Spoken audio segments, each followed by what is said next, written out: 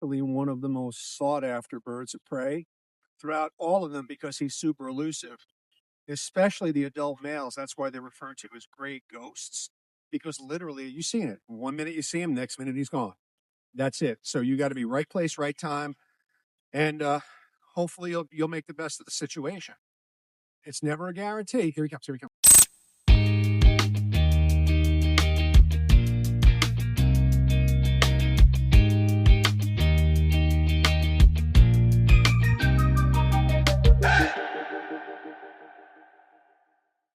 All right, welcome into the Airboat Adventures Unfiltered podcast.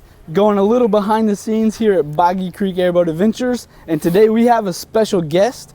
Our special guest goes by Airboat Photographer on Facebook and Instagram. He's amassed over 10,000 plus followers on Facebook and 4,000 plus on Instagram for his phenomenal photography.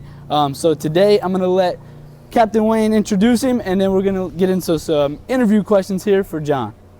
All right, guys, this is everybody. Captain John here. Hey, everybody, welcome. Thank you for having me out here. Yeah, Captain John came to us in what year, Captain John? 2008. 2008, and he's done a phenomenal job here doing the tours. And get into how we started all this deal, and you started doing the photography, and we used to talk about the birds and this and that.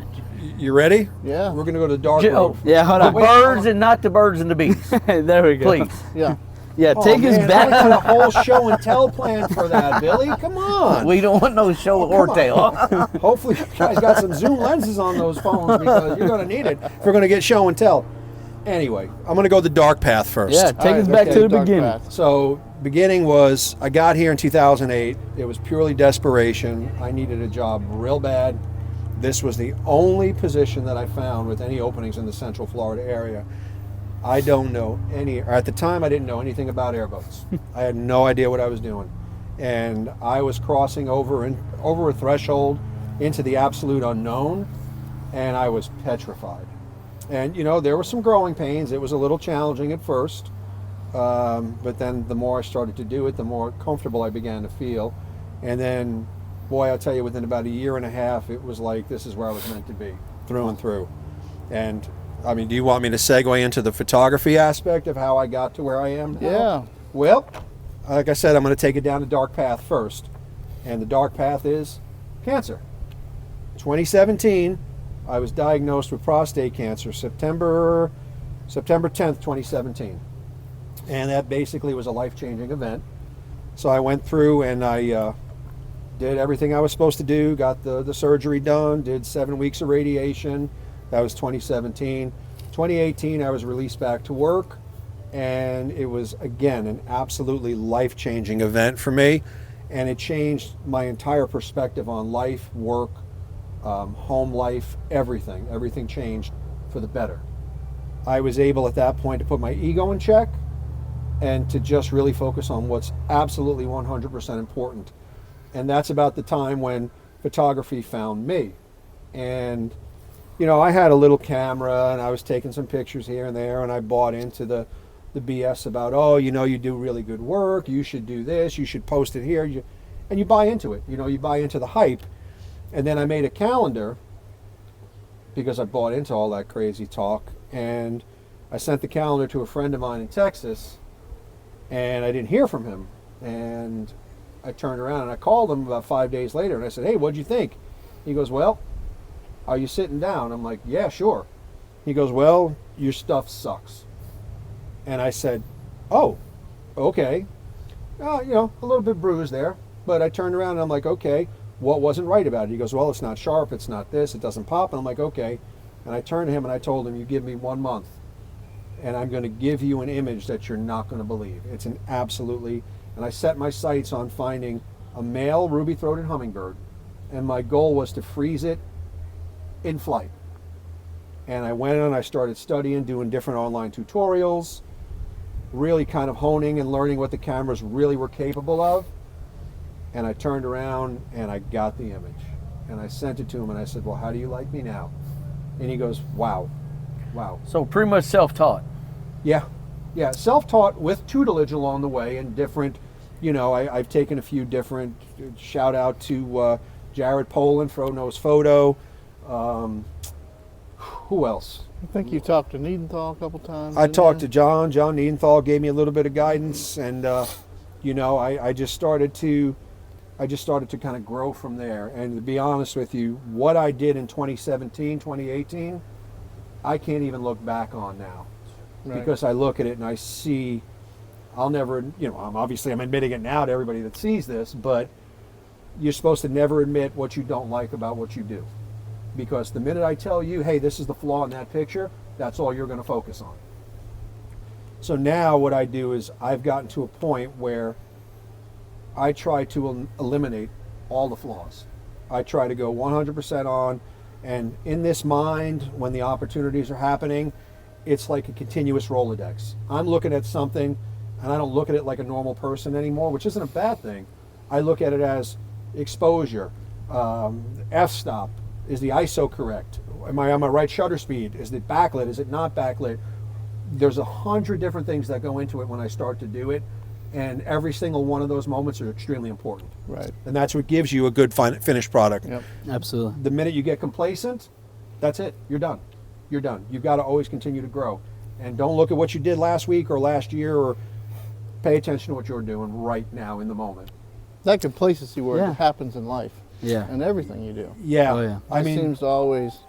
yeah, you're 100% complacent. correct about that. I mean, the minute you get complacent with anything you do, if you're not growing, you're basically a stagnant weed at that point. And you've got to basically break out of your comfort levels, break out of your comfort zones, and keep pushing forward no matter what. If it's pushing you, if you don't feel comfortable with it, there's a reason for that. And it's not because it's a challenge, but you're also growing at the same time.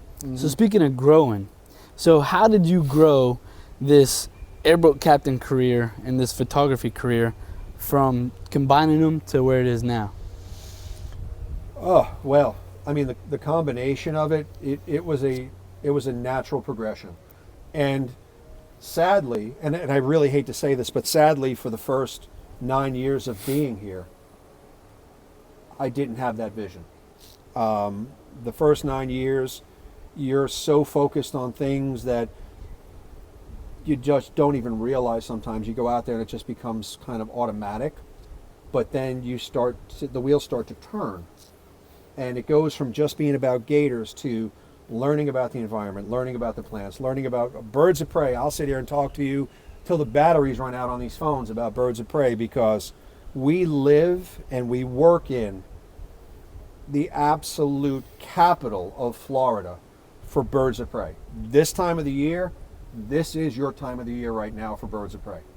Hands down. Matter of fact, before we set up here, Yep. we're having a conversation, just, pre-production, and what do? Off goes John, tramping through the grass, the wet grass, ankle deep in mud. 45 minutes trying to get him back. Yeah, good luck. You're going to bring me cat kicking and screaming. A male northern harrier, a gray ghost, shows up, and guess what? You know what? Everything stops at that point. Yeah. And that's when you shift your focus and you go and you focus on the subject, and that becomes the most important thing. Yep. And That's we can't wait to see the photos from that. Yeah. morning Yeah. area. Yeah, I and can't we're wait gonna to post that. We're gonna post that on this podcast Right. too, because as you can see in the intro, that was him setting up for this shot, and then we'll throw that shot in here. But I also have another question for you. Speaking of getting those shots, what's your most unforgettable moment that you've had as an airboat photographer? Oh my goodness. That's a tough so- one, isn't it? No, it's actually not, but No? I don't think I can really talk about it on here right now. Then give us your second. With wildlife. I should say. Oh, well, technically it was wildlife back As then. an You remember airboat back in the photographer. day. Oh yeah. Yeah. Wildlife airboat photographer, Okay, so my most not wild photographer. my most unforgettable moment. Something with wings or something. Simply, he's like something with wings. Hopefully. You remember who you're talking to, right? Yeah. I can make just about anything have wings. So let's go ahead and go there. So anyway, so the moments out here, honestly, every single day, you're going to come across something that's going to be unique and special. I do have to say that probably one of my all-time favorite moments from a bald eagle perspective, bird of prey, where you have the secondary element involved in it, was the day the bald eagle 2 years ago down here to the west of where we are right now was sitting there eating a catfish head, and then up comes a sandhill crane and challenges that bald eagle for that spot, because they don't like each other, because bald eagles will prey on baby sandhill cranes, the colts. Yeah. And that was one of them. You know, the other aspect of what we do and what I've done that's really incredible, you show me a bald eagle chasing an osprey trying to exhibit some kleptoparasitism, which basically means they're stealing from other animals for their own good. Kleptoparasitism happens out here all the time, and then there's just the natural predation that your birds of prey out here will give you. Bald eagles in particular, we're probably about 2.5 weeks away from the chicks hatching in the nest. We've got a bunch of nests out here, and we've got 50 to 60 different breeding pairs of bald eagles all around the outside of this lake. And some of the nests that we're working with, they do have eggs and that they're sitting on right now. Wow. When those chicks hatch, those are big mouths to feed, because in 90 days time, they go from this big to this big. And that takes a lot of calories. Speaking of that, so tell us a little bit of the difference between a full-grown and a juvenile bald eagle. Well, one's small, one's big. No, I'm Well, just kidding. I mean, there's some other differences that people don't Primarily realize. coloration. And to be honest with you, if you were cruising along on the tour, you may look up and think, oh, that looks like a vulture. Well, if you're looking at the wing profile on it, the wing profile will tell you what you need, because juvenile bald eagles do resemble vultures. The white heads and the white tails take 4 to 5 years before those fully form in. Nice. So when you're cruising along, you try to look for that kind of mottled white feathering on the underside, but look at your wing profile also on the bird you're focusing on. If it's a vulture, it's going to have a slight upwards V. If it's a bald eagle, it's a perfectly flat profile, even on the juvies. And yeah, we'll start to see more and more of that come like end of April, beginning of May, when the little ones start fledging. They ain't little no more. They're big as mom and dad are. Oh yeah. But you can tell they've got that brown body, brown beak, brown eyes, and they're just amazing looking at that stage of their life. Sometimes they even look bigger to me, the juveniles. Depending, like for instance, we've got the one nest about 1/8 of a mile away from here, 1/4 mile away, that for whatever reason seems to historically produce females based on the size, because that's the one way you can tell the difference in gender is size. You see the two of them side by side, bigger bird, female. Yep. And this one pair down here, just boy, every year they get the twins. I call them the twins. Those two big females. Wow. Yep. So we know that as an airboat captain, your job is to get these guests out there to see some amazing wildlife, you know, and give them a thrilling ride itself. Yep. But on the photography aspect, when you're out there shooting the wildlife, well, photography, right? Photographing the wildlife, what are you actually looking for? You know, light, behavior, timing, instincts. What are you looking for to set up for that perfect shot? Basically everything you just described. Light, timing, time of the day, depending upon, I don't want to give away too much here. Right. You know, I don't want to give away too much, because we're going to keep that a little secret that's a good for one. good Yep. successful deals. But I'm going to tell you what, there are a lot of intricate details. Boat placement. Boat placement is tremendous. Last year alone, we had one of the premier wildlife photographers in the greater Orlando area, a gentleman by the name of Wei Shen Chin.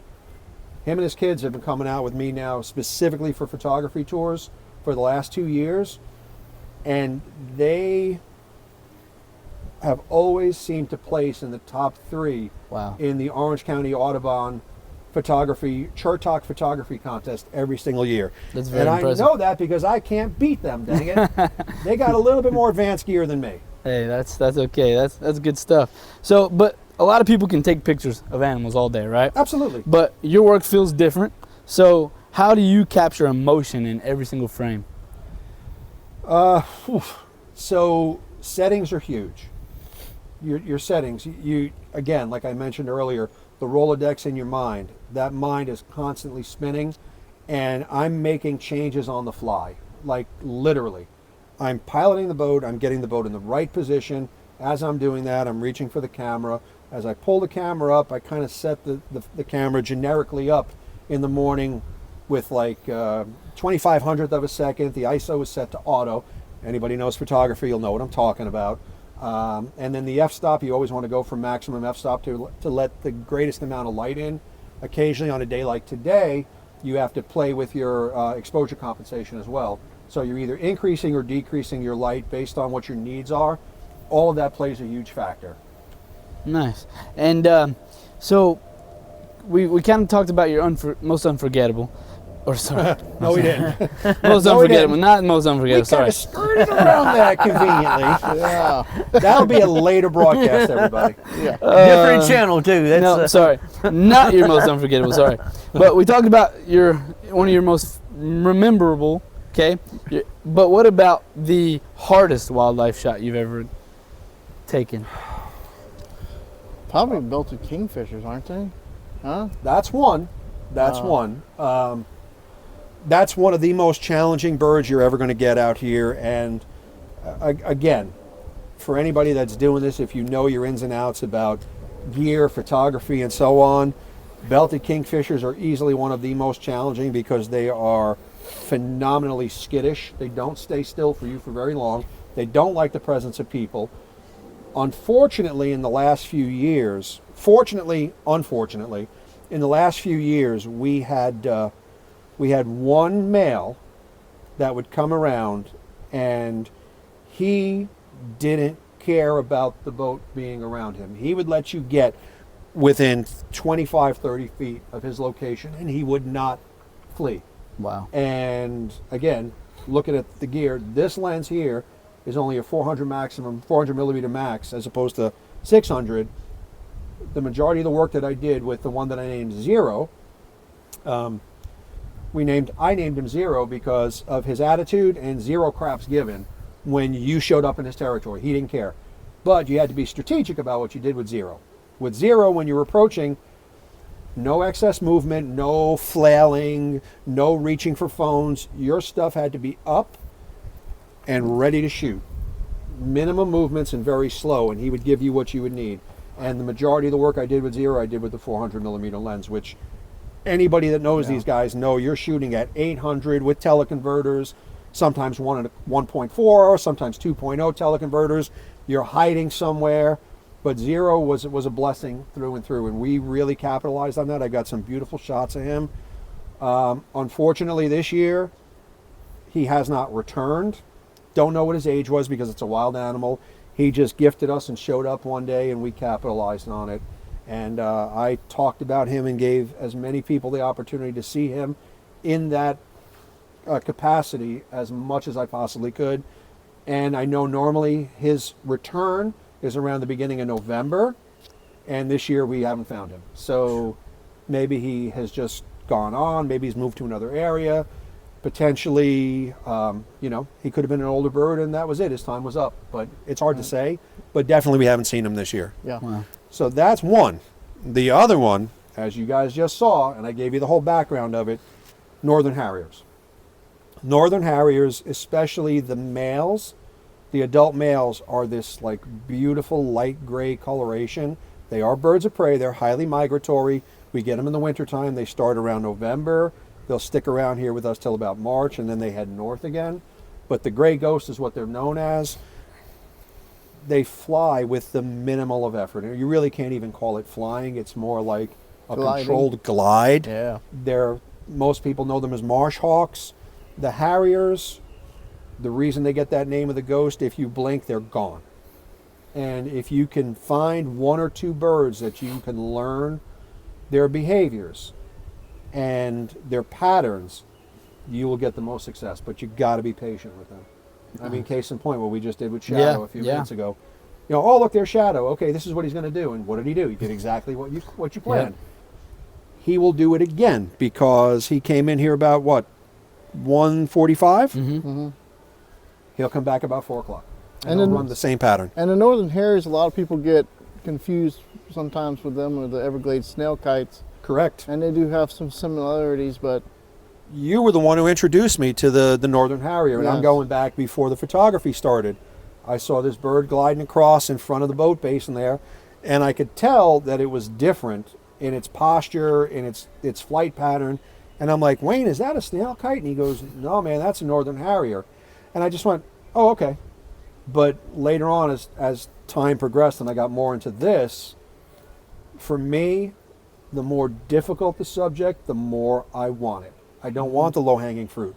I want the one thing that you really have to put the work in for to make it happen, because that's the most satisfying to me. Nice. yeah, Captain John definitely loves a challenge.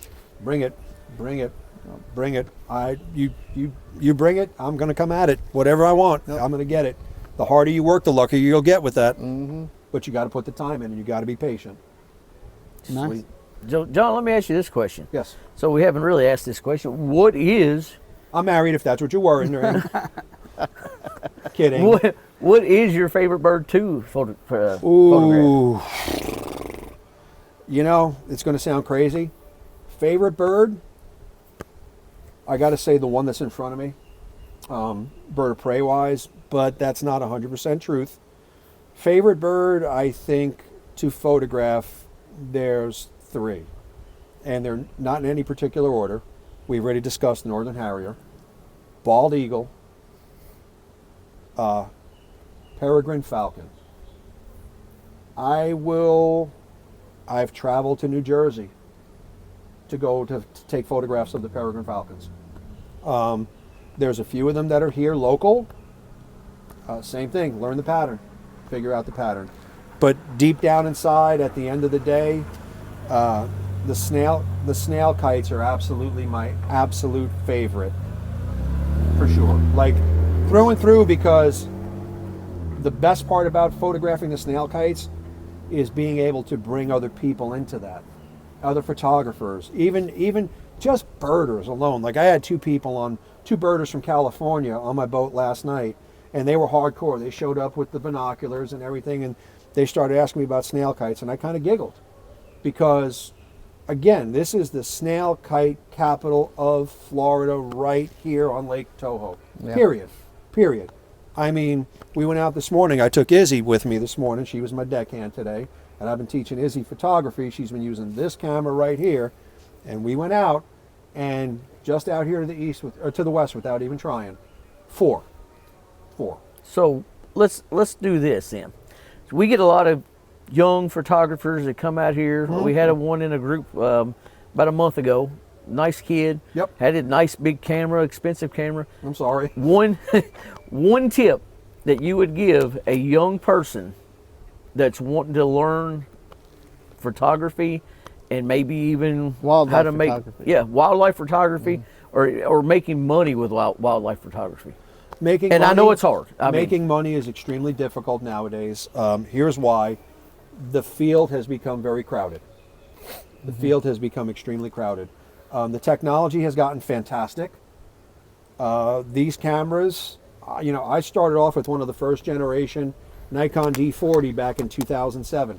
I picked up my first digital camera, digital DSLR in 2007.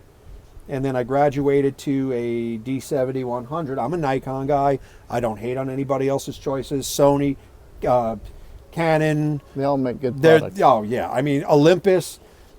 They're all fantastic products. The playing field is more or less leveled.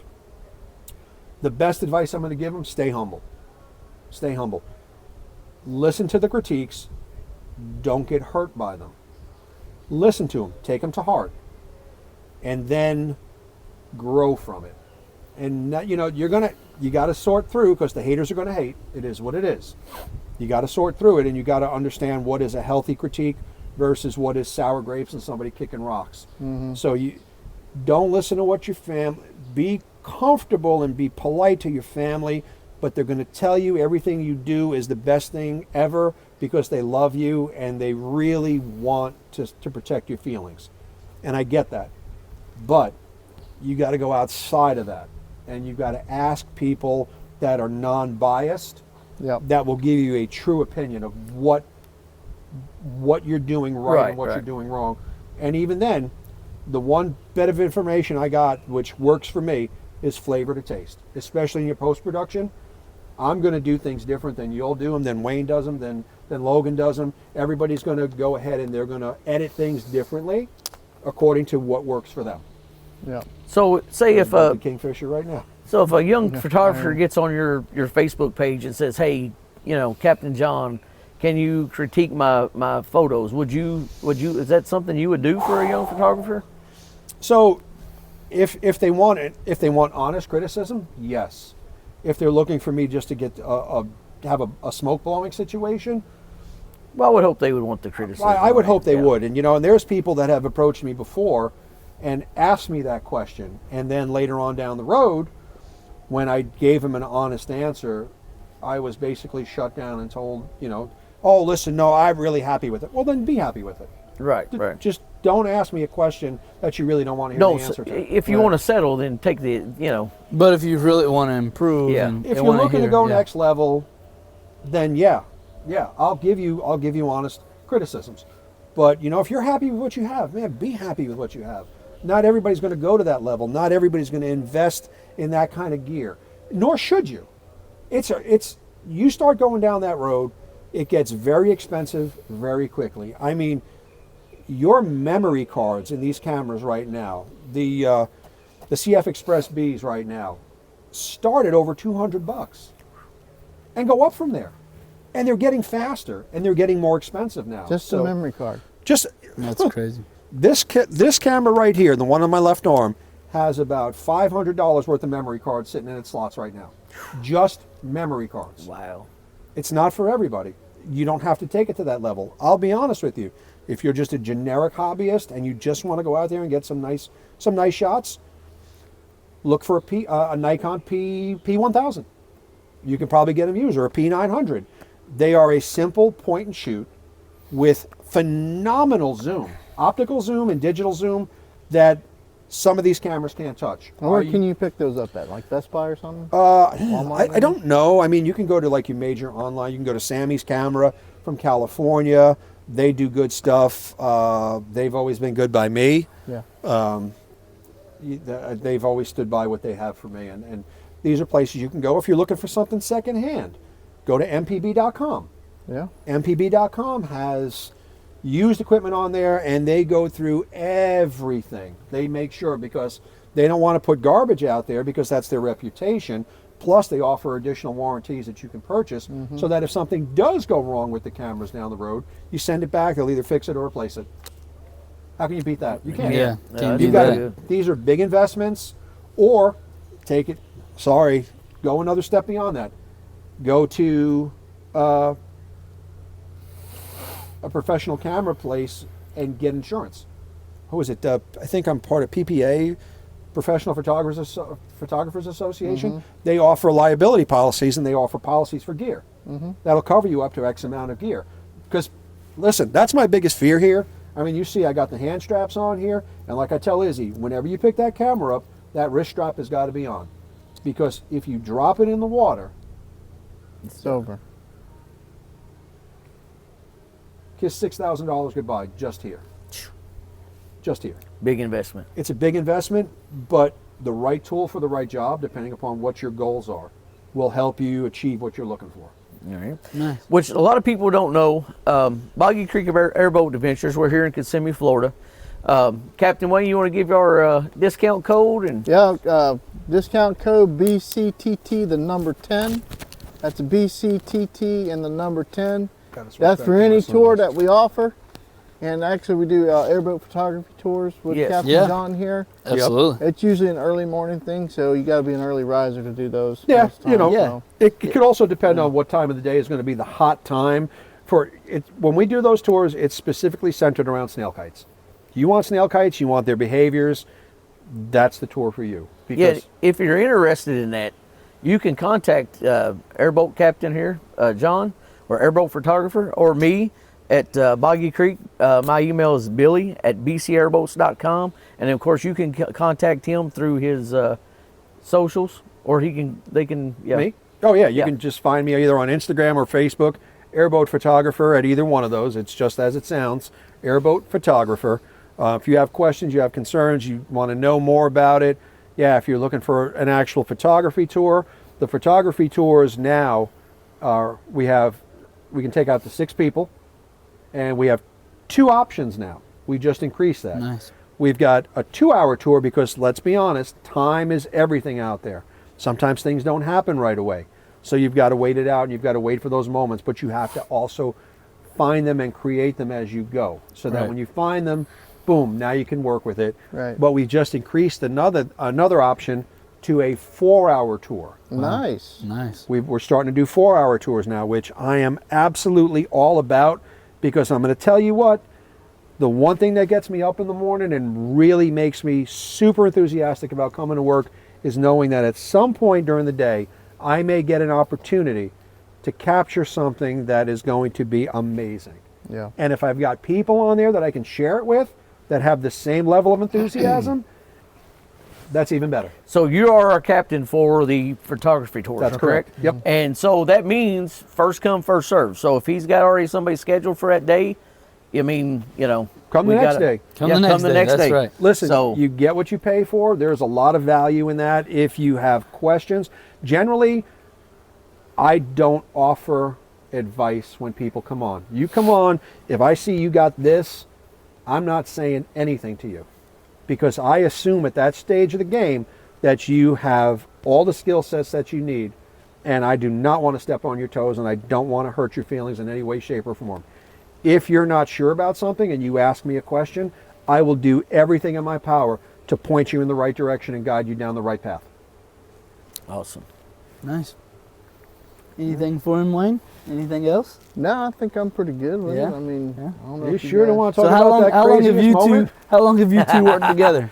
Oh man, Since 2008, right? 2008. Wayne was one of the first people that when I came here and I interviewed, was one of the first people that I met, and I turned around to the manager at the time and I asked him, hey, do you think I could get out on a boat and just see what this is about? And he goes, yeah, sure. And he popped me on a boat with Wayne, and it was probably like, wow. And one thing the manager said, he goes, there's no guarantees you're going to get hired. He said, but I got your information. And mind you, I had sent application after application after application, and it probably just got thrown in the trash and shredded. And then one day I called and said, listen, let me just come down there, let you meet me, see what I'm about, see what you're getting, because as far as, you can't tell anything from a piece of paper for what you're getting. And I came down, and 2 weeks later, after I met Wayne, he took me out on a ride, which was amazing at the time because I had never seen anything like that. And again, I was green as the day is. 2 weeks later, I got the phone call. Hey man, come down, get your drug test going, fill out the paperwork, and then you report for work. I'm like, okay. That was the end of 2008-ish. And boom, here I am, still here. Yep. Still here. Nice. I gotta say, I think we can say a lot of people can thank Wayne for giving them an opportunity. I know he gave me an opportunity, so I Yeah. appreciate it.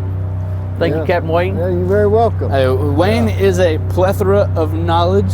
This man will He's using teach big you words. everything about Boggy Creek, about airboats, about a lot of other things. And one thing people don't know, he's actually one hell of a ballroom dancer. Oh, No, yeah. I'm kidding. I have no idea. I have no idea. I can cut the rug. Can you? Yeah. You cut her I will. Haley Norris liked our live. Haley! Yeah, what's up, Haley? How you Miss doing, you, Haley? kiddo. We miss you. So, okay, I have one more question on my list, and then we can get into whatever else or finish it up. But when people look back at your photography and your time here, what do you hope they remember and feel? So, this one is a tough question. Here's why. Because the Florida, when I first started working here, the Florida that I knew from 2008 is changing fast. Really fast. A lot faster than I even really want to talk about. It's really depressing in some senses, and I don't mean to bring everybody down, but what I want people to do is I want them to sit back and look.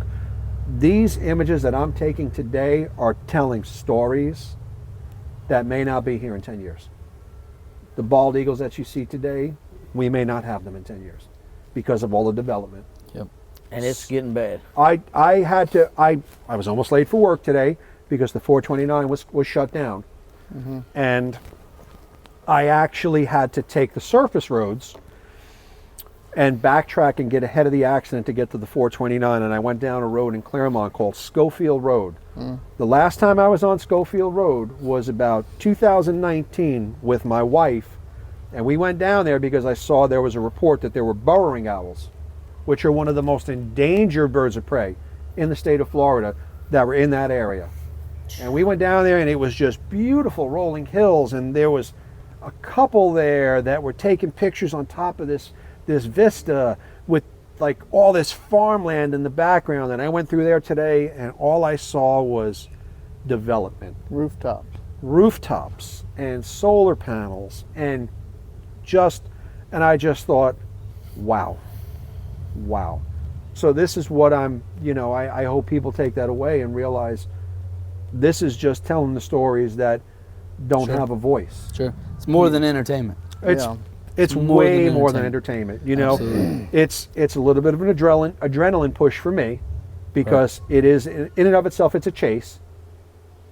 But at the end of the day, I look at each one of those images and I think that's a story. That's a story, and that's a voice that there's no guarantees you're going to have. Yep. What a lot of people don't realize is, and we just moved here in January, and since we've been coming since he was a kid, Florida has changed. I mean, it used to be citrus groves all over the place. Yep. But places like this are few and far between, especially in Central Florida. Yep. Yeah, I mean that's the Boggy Creek motto, is escape to nature and experience the real Florida. Amen. Yep. What it was before all the concrete. This is it. This is before you had development, before you had amusement parks. This is still a little piece of what Florida was like 100 years ago. And I think that's what, and I'll be honest with you, because I'm going to be straightforward. I'm originally from New York City. I've left all that behind, and I've embraced who I am today and where I am today. And that's one of the other facets of what you do out there that keeps you plugged into the moments, because I don't want to go back. I want this to be where I am. Yep. And embrace everything that this. I mean, look at where we are. You're shaded by beautiful oak trees. Yep. We've got barred owls that live on this property. There's a bobcat that comes through every once in a while. Heck, the last time there was a Florida panther sighting here back in 2009. Yeah. That's going away because of that fragmented and segmented wildlife corridors. That's going away. Yep. So let's bring it upbeat a little bit. I got one more question for you. Go ahead. Let's bring it upbeat. We went. I got one more. I forgot to ask you this, so we're going to backtrack with a little bit more upbeat. Last I looked, I'm still married, Logan. Although Kathleen may change her mind. Happy later, I don't wife, know. happy life, right? We feel sorry for the wife. What's your favorite season or time of year to photograph? Right now. This is the time of the year that, we sit back and look, so it gets warm in the summertime. It's not that bad. We got a big old fan behind us that'll keep blowing. Then we get beautiful flowers in the summertime. We got the American lotus flowers. You got the gator nesting season. You got the hatchling seasons. Right. And then that transitions to fall, which isn't really much of a fall. But, the mantra around here is come on October. Because once that rolls around, things start to cool down. You start getting, your bald eagles come back in August because they do migrate out. We lose them in about mid-May. We lose 65%, but you got 35% to work with. Right. And then around middle of August, all of a sudden, boom, here they are again. And it's like, okay. And then it just starts to, it just snowballs from there. Awesome. I appreciate that answer. That was great. The gators are out. Yeah. I mean, it's a beautiful time. So you would second, I had a customer come up to me the other day, and I said this in the last podcast, but I want to hear it from you. You would second that this customer said they saw between 10 to 15 or 10 to 12 alligators out there on the lake. Yeah. Would you say they're exaggerating, or would you say there's chances to see? It's there. A day like today is a little bit more challenging. Right. Sun's not out. There were gators out here before. Right. And it shocked me. We went out, we got within 3/4 of a mile from where we are right here. And Izzy's like, I'm focused on going up to Browns Point. And all of a sudden Izzy's like, which means you just passed by a gator, dummy. And I'm like, oh, because I was never expecting it to be there. And it stayed consecutively for 4 rides. That's good. Perfect. And then of course you got the full complement of all the gators over there. I'm not going to say the name. Over there. We've got a full complement of gators there. When that sun's shining, you cannot do anything wrong. You and I talked about that a few weeks ago, Billy. You get out there and these gators are just waiting for that sun to shine to come out of the water so that they can come up, elevate that body temperature to where they need it to be, and then that's it. And you got a window. There's a window. Right. Yep. That's the most productive time. So as long as that sun's shining, you're going to have a fantastic ride. And that's when you're out there getting them photos, right? Well, we know Yeah. we know what John does to make sure the gators come back. He loses about 2 or 3 guests a day. Yeah. You know, I mean, You know, I thought we weren't allowed to talk. There's a bald eagle right there. Yep. Oh, yeah. Yep. Juvenile bald eagle right there. See? Juvenile. Wildlife ADHD. I Hey, apologize. It's guys, like it's a wonder he squirrel, didn't get up right? and Instead take of off squirrel, running. Honestly, No, I ain't going to. Listen, like I said, it's going to take all of you to get me out of this seat. But But hey, and we're gonna throw some of these awesome photos that you take up on this podcast as well. Yeah, cool. Showcase all of that because yeah, people, you yeah. gotta really Listen, see I this. want you guys to enjoy them. Absolutely. And just, you know, better yet, you know what? Come see it for yourself. Yeah, absolutely. That's it. Where show can they you see the all your pictures. work? Oh, I don't know where. Oh, no, I'm kidding. Airboat Photographer at Facebook, Airboat Photographer at Instagram.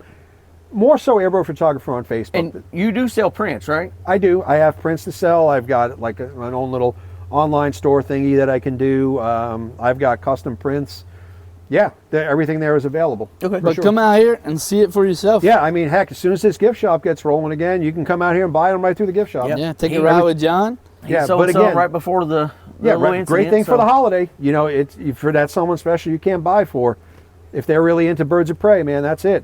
But the best thing for you to do is come see it for yourself. That's right. I can sit here and talk about it. You can see all so the different in images, person. but at the end of the day, until you experience it in person, the sights, the sounds, just the whole thing, it's an experience that you got to treat yourself. You got to Absolutely. do it. If you're not, you're cheating yourself and you're cheating your families. The theme park's great, you know, but come here and see what this is supposed to be. Come back, chill, play some cornhole, That's have a right. couple of beers at the tiki bar. Heck, if you put it in a cup, bring it with you on the Yeah. ride. I'm good with that. Absolutely. It's good as long as it's in a cup. We're good. No glass or aluminum on the boats. But come out and just enjoy. VIP tours, half hours, 1 hours, 2 hour, 4 hour photography tours. Yep. This is what we do. This is why we do it. That's the most Absolutely. important thing. That's exactly. Hey, that was a great ending right there. Anything else? Do any other questions? or- You sure you don't want me to talk about that one time, huh? Yeah, We'll let's get keep that at that a for the later next date. one. Yeah. We'll I get think that that- at a don't later that- Let's date. see which direction I this think goes. that We Supposed to might- be unfiltered. we Yeah. might, well, Yeah, no, you know, if We this said, doesn't, hey, we said unfiltered, not X-rated. but if this doesn't work out, we'll bring you back for the kick, okay? oh man, okay. All Wayne, right. you got anything else for him? No, I'm good actually. All right, Wayne. I'm good. All right, any Good. questions? Anything else on That's TikTok? it. We just appreciate John coming out. Absolutely, Thank you yeah, guys we for having appreciate me you, here. I John. That definitely was a great appreciate you. episode. I I appreciate definitely it. appreciate you having me out here. Thank you so much. Absolutely. This was a Thank you all pleasure. for listening and watching, and come see us, BCTT10. Come get it. Come get it. We got it. We Come got get you. it. See you. See you.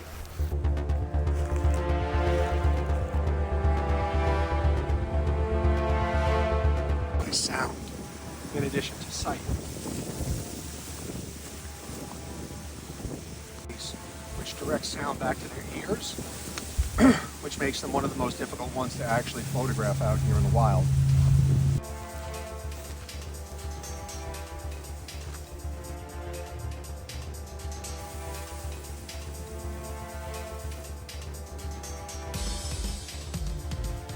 You've got to be patient. You know, right now he's probably 300 yards out. That's not going to do me any good. I want him within 100 feet of where we are right here. And that's when you can make the magic happen right there and then.